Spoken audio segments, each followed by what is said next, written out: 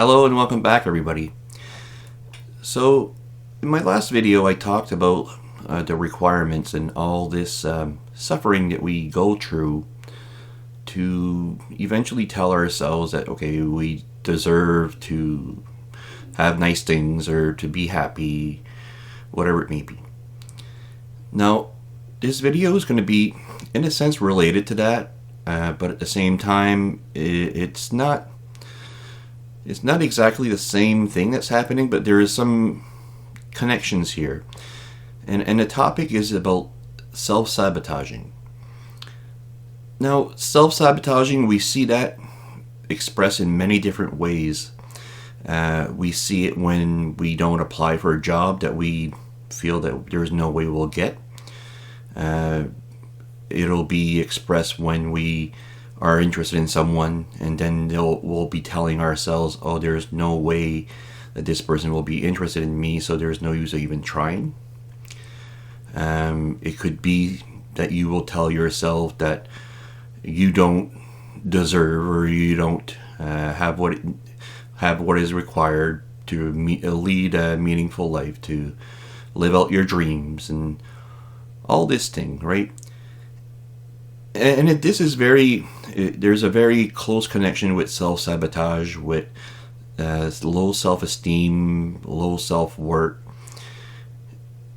And there could be various reasons why we do have this limiting belief about ourselves, that we're not good enough, right? It could be something that was passed on in our family, right? Because some families, they have always been poor. And that's what basically everybody believes, that every child of this family will be the same.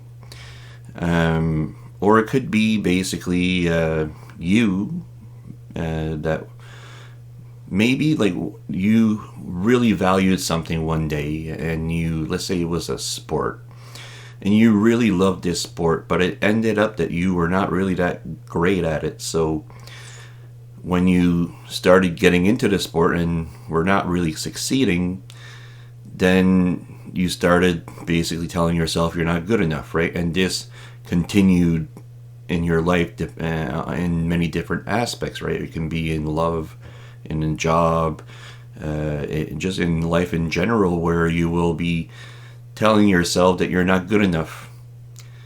And we continue to self-sabotage by not even trying, or telling us that we don't deserve it, and all sorts of stuff, right? And hopefully you see that if we want to lead a very deep, meaningful, connected life, that this self-sabotaging and the low self-esteem or self-worth, we need to find a remedy to this. Because if not, we're going to be living out a life that is going to be very, very sad, it won't have very deep meaning, right? We will continuously tell ourselves that, we cannot reward ourselves when we have accomplished something. Maybe we'll make up some idea on like, oh, I just lucked it out. It was just a fluke that I succeeded this time. And this obviously will create like a life where we will be very small, right? We'll make ourselves very small.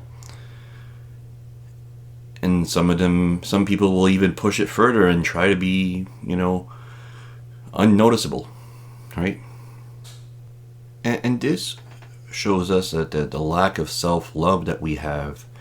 And because we don't have self-love, we are made to live a life that we're going to be suffering, right?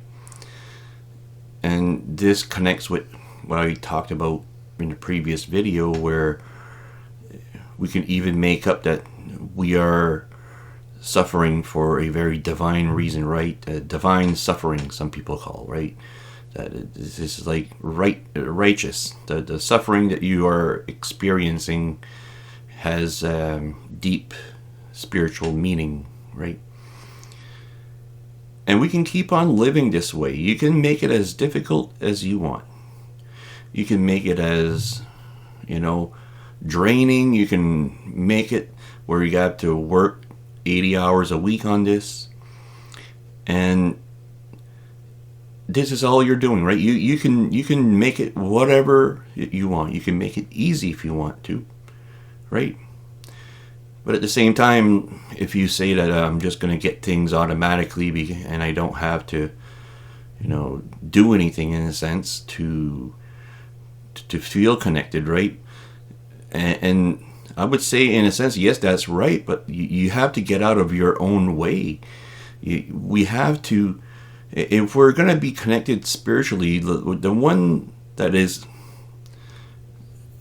sabotaging the most here is these wounds, right? Where we're getting, these wounds are getting in our own way, right? And until that we fix these wounds, we will continue to self-sabotage, right?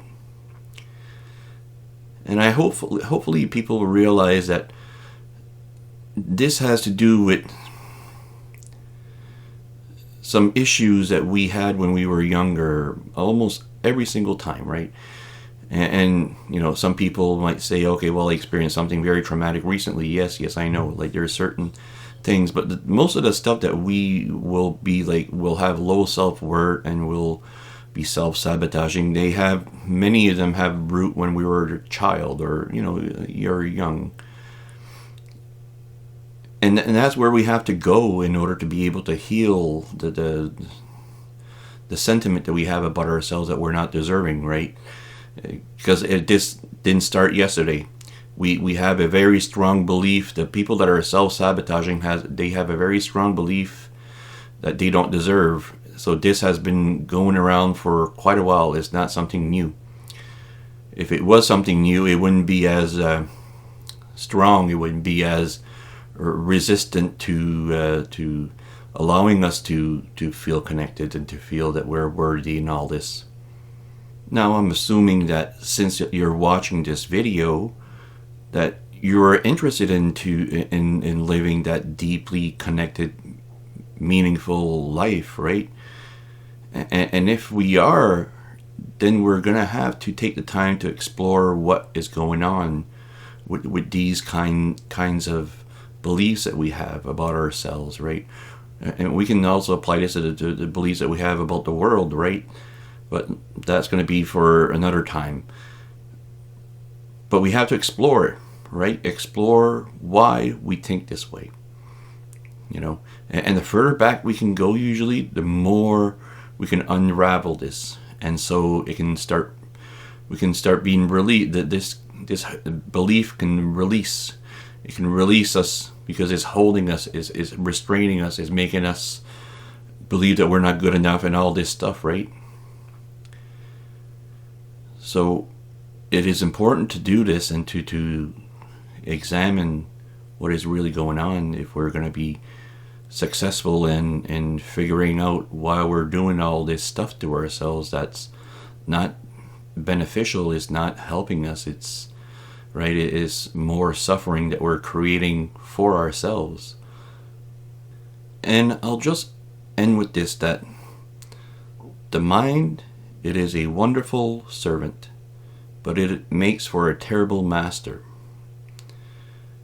And I don't really recall who said this, but this is a very important quote, that if we let our mind dictate what we feel, how we feel about ourselves, then we are a slave to the mind. But if we use our mind to figure out, like I was saying, the exploration part, then it's a freeing mechanism. The mind becomes something that can free us. And I'm hoping that many people, that's what they want out of, digging into this spiritual stuff, right? That you want to be free. You want to live that meaningful, fulfilling life where it's going to be fun and it's going to be, you're going to really do something that you're going to enjoy throughout your life. Your life is going to be one big dance. So, I'm hoping all of you want this, seriously want this, right? I guess this wraps up for this topic, and I'm hoping that people spend the time to figure out why we are so hard on ourselves, right? And like I said, there's many different factors, right? But we need to start to explore this if we're going to be well connected spiritually, because all these limiting beliefs are preventing the connection that we want. We're getting in our own way. Our own mind is getting in our own way. So yeah, so that's it for now. And if you have any questions or comment, go ahead and feel free. And until next time.